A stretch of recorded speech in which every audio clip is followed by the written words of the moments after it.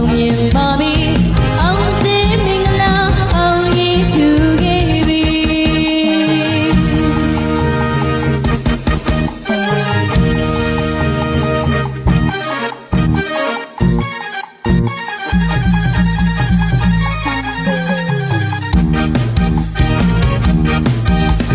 ဒီမင်္ဂလာအခမ်းအနားအောင်ခဲ့ပါပြီအလူတော်မင်္ဂလာကြီးအောင်စီတီ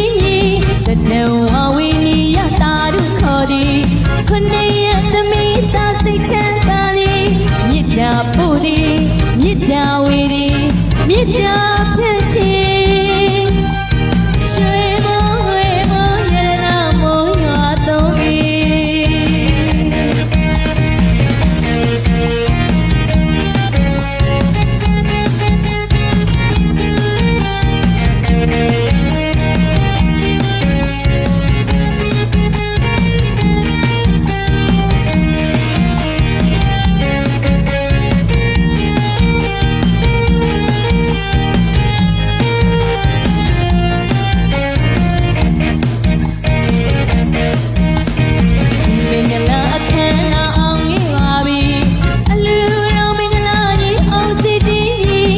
တဝဝိနိယတာရုခေါ်သည်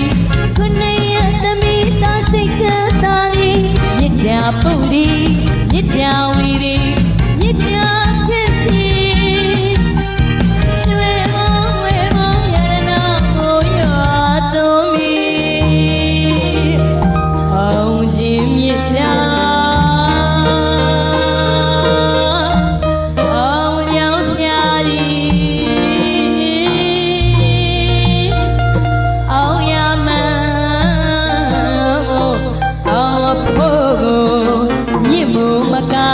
ကြီးမားလာသည်မိဘတစ်ပြာမျက်စိရာဒီဝတနေတရားမင်းမှာဝိဇ္ဇာလူနဲ့